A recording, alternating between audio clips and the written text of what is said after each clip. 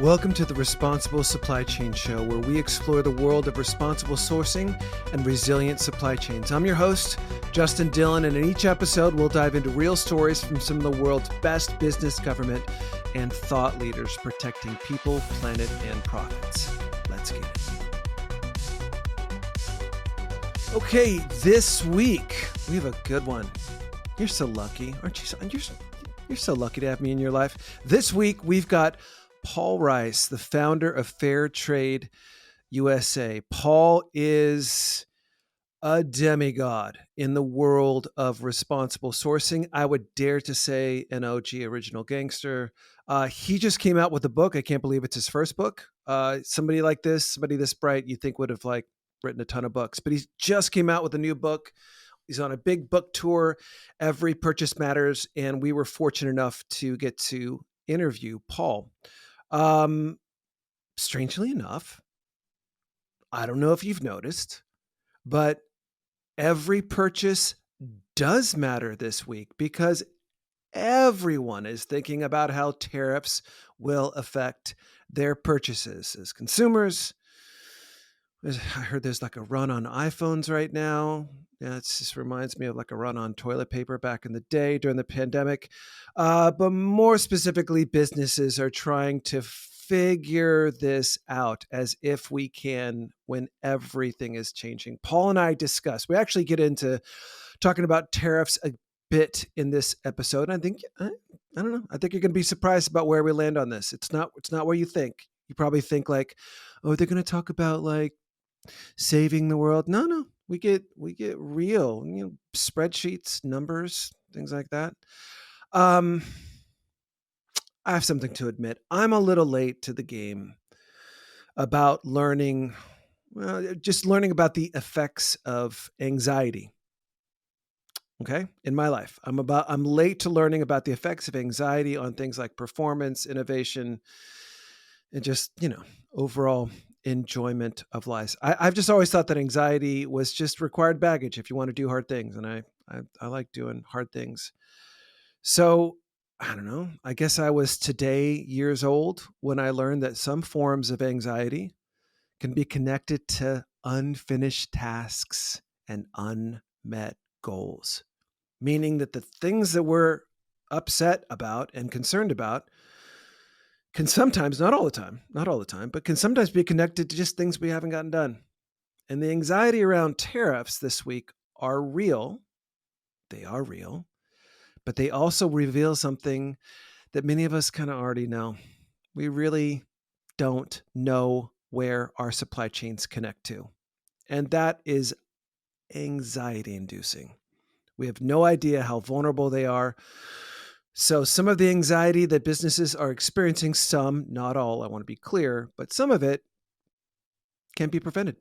The entire point of this podcast is to intellectually honestly debate and discuss the business case for transparent, responsible, and values-aligned supply chains. So why keep talking about it? Why not just get into it? Here's my discussion with founder of Fair Trade USA and now author of Every Purchase Matters, Paul Rice.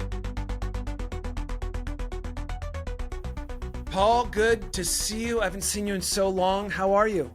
I'm great. My book just dropped, so I'm on fire this week. Yeah. How's the stamina? You're probably running from podcast to podcast right now. Yeah, but I'm having fun because I get to talk about my favorite subject. Well, you're my favorite person to talk to about this subject because you are just the OG. Your book just came out. We're going to talk about that. Every Purchase Matters. But I kind of got reintroduced to fair trade. It's something that touches my life. It's so normal. Something's working when it becomes boring and normal. It's just worked into. So we're going to talk about how you got to boring. I don't want to be boring or normal. You're not boring. No. But it becomes, when it's special and new, it's it has a chance of dying. Fair trade did not die. It got into the normal, boring category of everyday lives. Check it out, bro. There was a time when I was called the rebel in the boardroom. Okay, so that's when you were excited. I mean, you are exciting What? now, but That's when that I was was like edgy. I want to be edgy again. you are edgy. Come on, it's that's we're gonna try to help get to that. But All right. that is a great flex. Thanks for bringing that in. But the bigger flex, I think, is the fair trade label. You call it a brand label, whatever it is. It lives in the world as the third most recognized sustainability label behind organic and non-GMO. In my heart, it's number one. But I mean, I mean, it is hard to get a brand, something recognizable at all, especially today. So maybe you can share with everyone who I would say most people know about fair trade, but they might not know exactly what it is. So maybe you can just explain to this audience, what does it mean as a company to be fair trade certified? Yeah, that's a great place to start, bro, because we have found, a lot of people have heard of fair trade and fair trade certified, but not everyone knows how it works. So, as you know, I started Fair Trade USA 26 years ago. I just handed over the reins a couple of months ago. So I didn't know that. I was at the helm until the end of December. And it's a nonprofit, and our mission is to lift families out of poverty and to protect the environment. And we do that by engaging the business community and creating a service around fair trade certification. So fair trade is definitely like a philosophy, and it's a movement, but it's also a rigorous 200-point checklist of labor, social, and environmental criteria. And so just as organics has, a standard and criteria that need to be met for a farm to get certified organic, similarly, farms and factories that want to get fair trade certified demonstrate every year that they're adhering to the standard. They get audited every year, and when they pass their audit, they're allowed to wear the fair trade certified label on their product. And one of the things that makes fair trade unique is that on this side, our market partners, everyone from Whole Foods to Walmart, agrees to pay more money. So fair trade is actually the only standard out there that guarantees a price premium back to the farmers and workers, which they manage, right? So when Whole Foods buys fair trade bananas through Dole, Whole Foods doesn't get to decide how the premium is spent. Dole doesn't get to decide how the premium is spent. It's the workers on that banana farm that meet and discuss their needs, prioritize their needs, and then deploy that fair trade premium every year to the projects of their choosing: health, education, housing, whatever it is. So that's kind of the way fair trade certification works. And, ultimately, from a supply chain manager perspective, fair trade is one way to both strengthen the supply chain through greater transparency and through a transfer of value back to the original or primary producer. But then it's also a way to tell a story to the consumer, which I reckon, companies are looking for things that allow them to talk about sustainable sourcing in a way that creates value for the firm. Maybe tell me a little bit more about those banana producers who are fair trade, whose produce. Tell me about their lives. What's different for them? Let me tell you a quick story. I visited a rose farm in Ecuador not long ago, and they sell fair trade roses to Whole Foods. So if you walk into Whole Foods, Mother's Day is coming up. If you go into Whole Foods to get a dozen roses, you'll see the fair trade label. The roses are exquisite. They're amazing. The Ecuadorian rose farm is 90% female workforce.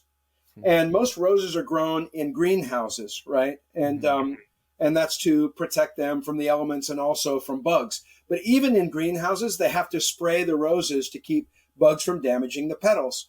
So historically, they had men wearing protective equipment, spraying the roses, and then women would go in pretty much right afterwards to do the daily pruning and picking. And so they were, of course, exposed to toxic chemicals. The incidence of birth defects and cancer in the Ecuadorian rose industry is 10 times the national average. So one of the things that fair trade knew it had to do was implement a rose module added on to the agricultural standard that had a very particular approach to the issue of toxicity and exposure to chemicals in the rose industry. So basically we have three things: a long list of chemicals that are not allowed. The most toxic chemicals are not allowed at all. Secondly, mandatory worker training so that the women actually know that getting exposed to agrochemicals is harmful. And then number three, we have a lockdown protocol. So depending on what was sprayed on any given day, they have to literally lock the doors of the greenhouse for anywhere from 8 to 24 hours to allow allow it to reside. So when we visited the farm, we were talking with these amazing workers.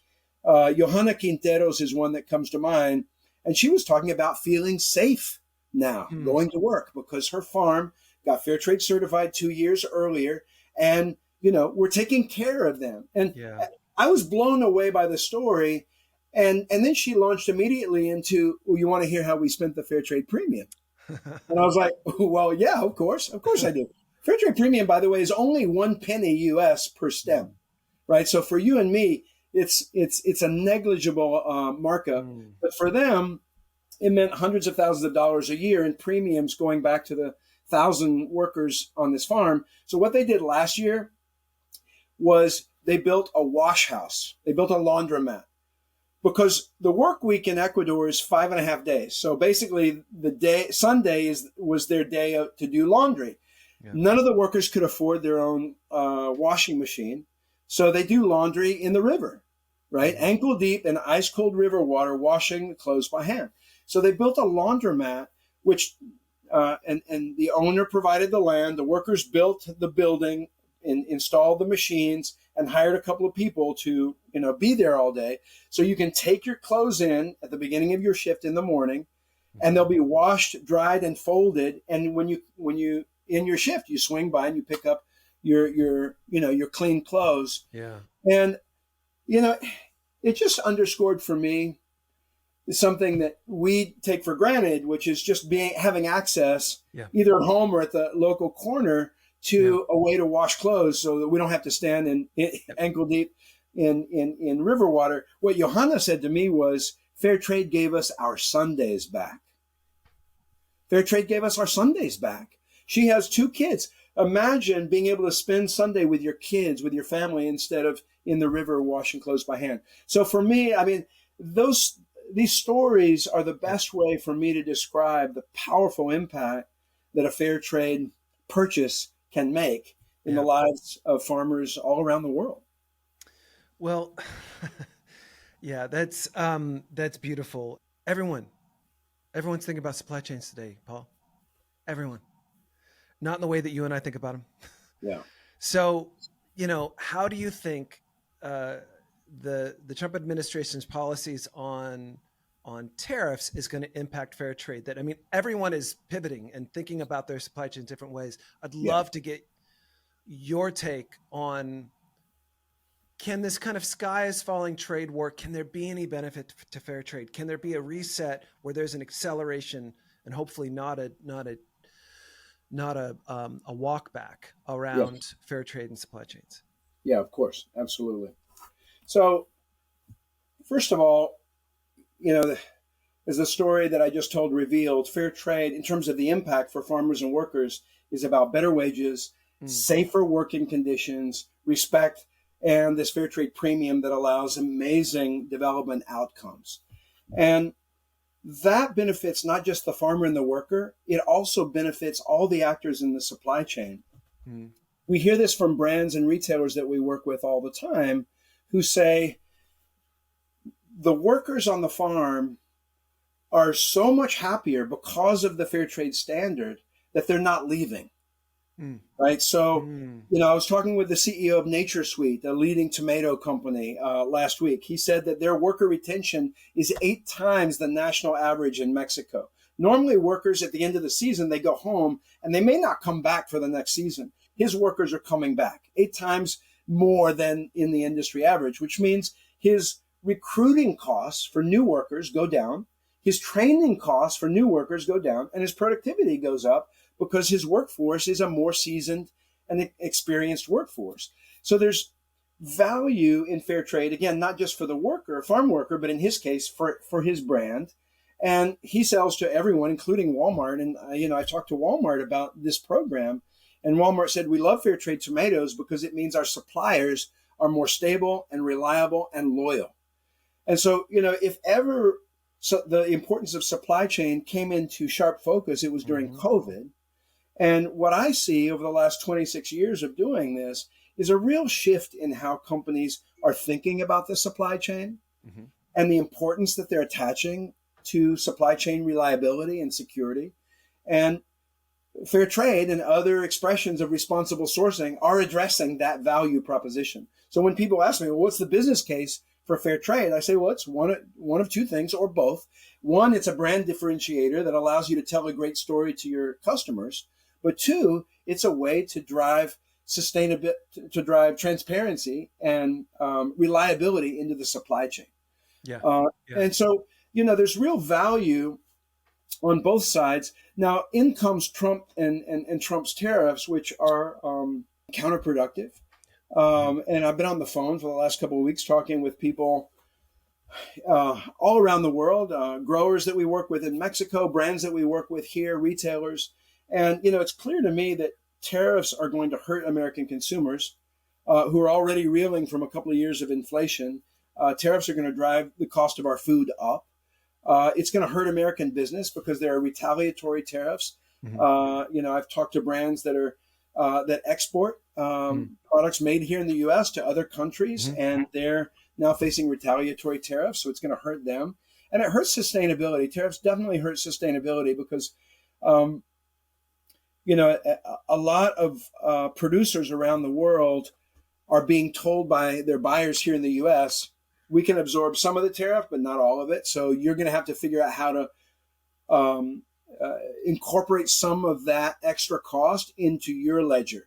And so what's going to get cut? Well, sustainability is quite possibly, an area where developing world farmers and workers are going to be, looking to cut costs. Again, I talked to a vegetable grower, a bell pepper grower in Mexico, who recently said they were planning to invest in solar panels over their plant to reduce energy costs, but also to transition to carbon neutral and be more climate friendly in their production. Yeah. That project's on hold now because Sure. of the threat of tariffs. Tell me if this equation works from what you just said.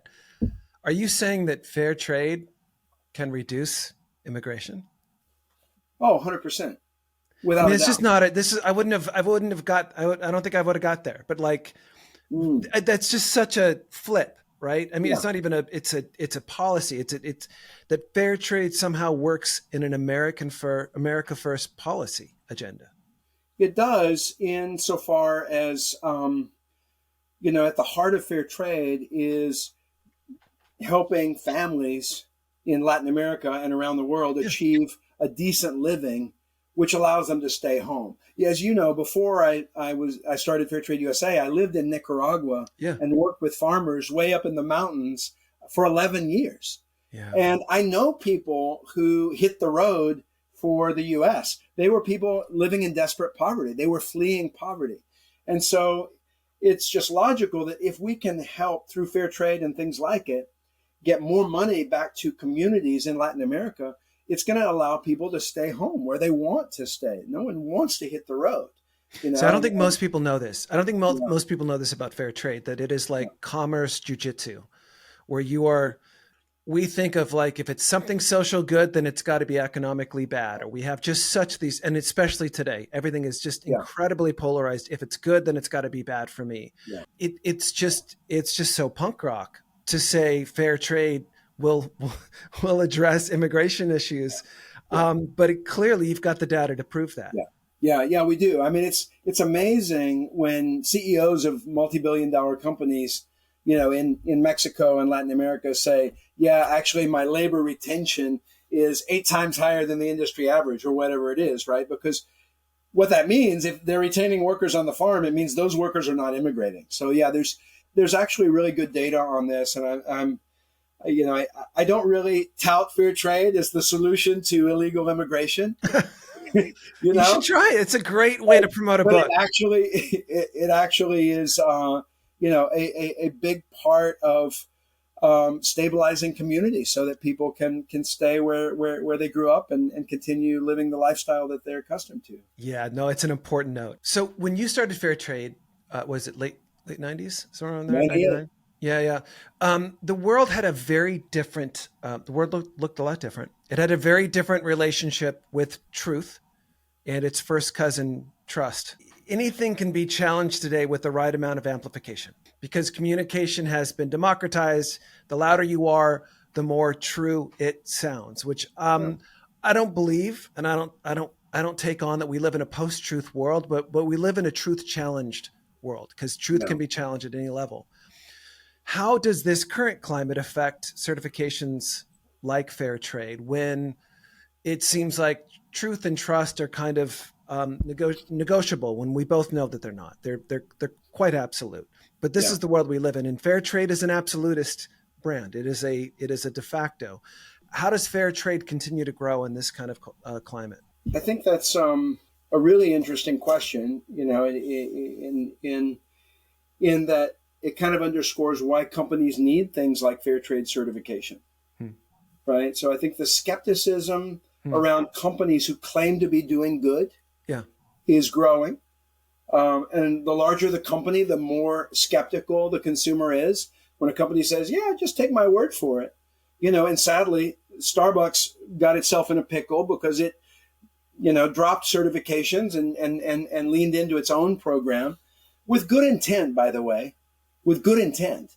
Yeah. But, now they're dealing with a lawsuit and around, the ethical sourcing claim. And I think it just underscores the value of independent third party certification. Hmm. And so, from my perspective, to your point about truth and trust, it's a time where I think more companies will come to the certifiers like Hmm. us. And my sense is that the need for some kind of validation and verification of Yeah. corporate claims around supply chain practices is only going to grow. We are living in a war of words right now. There's clearly a concentrated campaign on woke, ESG, DEI, which I believe to some degree is a reaction to the virtue signaling that we've seen, that marketing teams can't help get a hold of terms that might give their market share a little bit greater. And so they just couldn't help themselves. And Yeah. a lot of companies virtue signal. And I think a lot of what we're seeing with companies walking, quote unquote, walking back their goals is they were just signals and they were just marketing. And it seems like there's a differentiation between the veneer of doing good and the practice of it. And when I was joking about the boringness of, when you're doing something over and over and over, it just becomes standard operating procedure, and it just becomes who you are. Take a Ben and Jerry's, take a Patagonia. It becomes embedded in the value of the product. So the veneer and the virtue signal on one side, and you've got just this embeddedness on the other. It seems like fair trade has just been a part of embedding itself into the practices of a company. This is just who we are and how we do it, and the economics just play out. Is that Yeah, true? yeah, it is. Um, I think there are still big questions for companies looking to bring a more responsible, ethical, sustainable approach to supply chain, to sourcing. By the way, have you seen my book yet? It's beautiful. It is beautiful. Thanks, man. 3 years in the making. Every purchase matters. Is One of this the your first chapters. book? Is this your Yeah, first? first book. Oh, First book. man, you made us wait. Thank you, brother. One of the chapters of my book is entitled "Who Pays for Sustainability?" And this is a big debate in the responsible sourcing movement. Does the firm pay for it? Does the consumer pay for it? And Mm. I kind of surface all kinds of different perspectives on that Yeah. debate. John Mackey, the co-founder of Whole Foods, shares his perspective. He thinks the consumer should pay for it. He thinks that a responsibly sourced product should cost more, a little more, not a lot more, but a little more, and that the consumer should pay for it. And when I said, well, doesn't that mean that we're doomed to be a niche? He said, yeah, but you can be a huge niche, but Right. the consumer should pay more, and the consumer has demonstrated that they're willing to pay more. And in fact, Yeah. there's some research that suggests that consumers see price as a validation of the validity of the claim. In other words, if a sustainable product is too cheap, consumers doubt the Right. authenticity, right? So they Right. expect a sustainable product to cost a little more. But then the other point of view, loud and clear from Tarang Amin, who's the CEO of Elf Beauty, second largest cosmetics company in the US. They're now 85% fair trade. And they, and they are an affordable cosmetics company. It's like, think $4 lipstick sold at Target, Yeah. and they're on fire as a company. They've reported like 40 consecutive quarters of growth. They've gone fair trade, and they didn't charge more for the product. So they kept the price to the consumer the same. Yep. They're paying the workers more. So my question in the book to Tarang is, how did you do that? Like, did you take a margin hit? And he said, no, of course not. Fair trade helped us grow our volume. As a And by marketing. growing volume, we were able to smooth fixed costs across a greater volume. And so we were able to maintain margins, Yep. strengthen the brand, pay workers more money, and still provide an affordable price to the consumer. I believe we're in a 50-year evolution of capitalism. I think capitalism is evolving from a highly extractive and exploitive version of the past, where supply chain managers didn't give a shit about third world farmers and workers, Yep. excuse the expression, Mm-hmm. to a future state where conscious capitalism is the new normal, where supply chain responsibility is the new normal. Maybe not everyone's doing it, but it is the new normal. What gives me hope is seeing the trajectory, because I've been doing this thing for a long time, seeing the trajectory and the progress that we've made over the last 25 years. It's unreasonable to think that we won't make similar progress over the next 25 years. Of course. And we need to measure these things in years and decades, not quarters and months. It just, it doesn't. And really 25 years in the history of capitalism is a very short blip to see that much. Yeah. So I couldn't agree more. Are you concerned about consumer indifference when in regards to ethics and supply chains? I mean, because I think people need to hear, I think it's easy to say, well, yeah, people are cynical, but you say 43% of millennials, or I think not you, but the data, 43% of millennials say that fair trade certified influences their purchasing products. So the data says something very different than the commentary. Tell me more. Yeah, the research is clear. American consumers are increasingly reading the label. We want to know if a product is healthy, is it safe, and also we want to know, does it have child labor in it? Does it have slave labor in it? Is it destroying the environment? Like, people want to know. In increasing numbers, American consumers want to know what's inside the product. They want to know more than just quality and price. And that's a macro trend. And all the research points to it, and it's clear to see the progression over time. Yeah. But beyond the consumer research is just the empirical evidence in the market. Like, look how many more sustainable products are offered today than 5 years ago or 10 years ago. Look how many more certification labels there are with one sustainability attribute or another available today versus 5, 10, 20 years ago. So it's clear that there's a macro shift. Millennials and Gen Z index particularly high in terms of their expectations of corporate behavior. They expect companies to not screw up the environment. They expect companies to not support child labor and slave labor. And they're willing, in higher numbers than their predecessors, to punish a company by walking away if something is revealed about bad practices. Now, is that everyone? No, that's not everyone. I mean, look, the American working class is hurting. That's why they voted for Trump. People are hurting out there. So I'm not saying that 100% of consumers today are thinking about developing world farmers and workers. That's not the case. But the trajectory is clear. That's where we're headed. So I think that's part of this as well. Yeah. Justin, the competitive dynamic around responsible supply chains and the move by some companies to capture opportunities by being more responsible in the supply chain. And then that creating a dynamic where others want to emulate that over time. Well, it's responsible sourcing is a category now. That wasn't the case in 1999 or 10 years ago. Yeah. There are, and it's having micro categories: ethical sourcing, sustainable procurement. There are entire teams that are organizing around transparency and ethics in supply chains. Most of the people that are listening to this are either interested in or are practicing responsible sourcing. What encouragement can you give them in a moment like this, where the sky's falling with tariffs, inflation, we don't know what's going on? Can you offer any sage advice or comfort to people that are professionals who are in these positions? The mentality of business leaders in the past was what I call the trade-off mentality. I got my MBA in 96. That was certainly the mentality, the predominant mentality in business schools at that time. Either your job is to maximize profits for shareholders, or you do this sustainability nonsense, but you can't do both, right? It's one or the other, profit maximization or sustainability. Mm.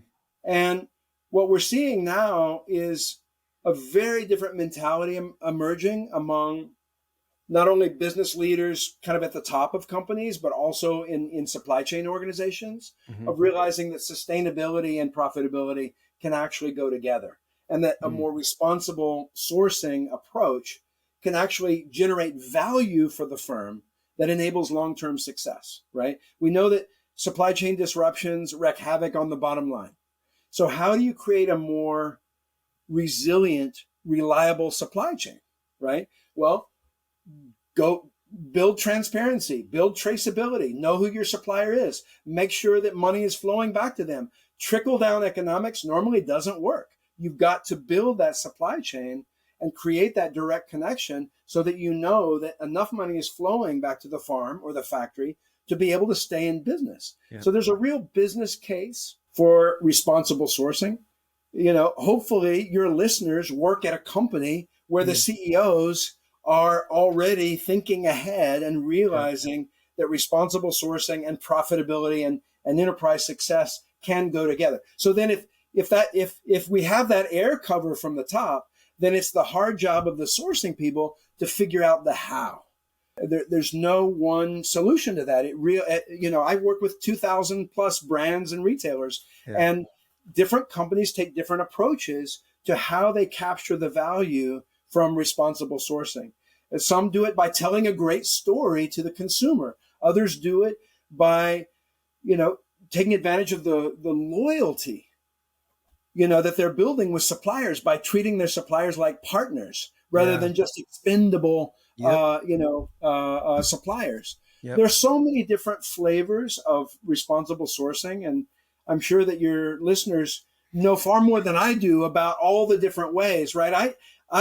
In fair trade, what I've just tried to do is create the laboratory to let all of the mad scientists come in and cook their own flavor of responsible sourcing in a way that's good for their business. I firmly believe that fair trade and things like it will only be good for people and planet if it's also good for business. So unapologetically, lean into thinking about how responsible sourcing will make money for the firm. That's the way we go to heaven, right? Enlightened self-interest. There you go. Paul Rice, his book, Every Purchase Matters, is now out everywhere. Don't get one, get two, give it to a friend. Paul, thank you for coming on. You are a heroic figure in, you belong in the Mount Rushmore of responsible sourcing. So thank you so much for coming on, and we're gonna get as much attention for your book as we can. Thank you. Justin, thank you. Thanks for everything you do, brother. Thanks, man. Oh, and I love being called brother. I'll take it. Cheers. This is the one thing, the part of the show where we dig deeper into one idea from our interview. Paul talked about how capitalism is an idea that is still being formed, and that to really understand where it's going, you have to look at macro trends over time to truly understand. He spoke about getting his MBA in the middle of the 1990s, and how at that time MBAs really were built around an extractive mindset. Students were being taught to pull as much as they can out of the world and even from suppliers. And this idea is known as maximizing shareholder value, or MSV. Jack Welch, CEO of GE at the time, and for up to 2 decades, all the way up in 2001, was the absolute standard bearer for maximizing shareholder value. That was until 2009. Where he famously declared that shareholder value is, quote, the dumbest idea in the world. Shareholder value is a result, not a strategy. Your main constituencies are your employees, your customers, and your products. Maximizing shareholder value does not mean you have to close your eyes to the world's challenges and drill, baby, drill, or pick your metaphor. Paul's work has proven that, as controversial as it may sound, anti-immigration policies and fair trade can actually live together and, in some strange way, be supportive of each other. We just need to commit to learning how each company can, in its own way, buy better. Thank you so much for listening. Please make sure to subscribe so that we can let you know when the next episode comes out. And don't forget to go to freedom.co, that's co, not com, to sign up for more updates.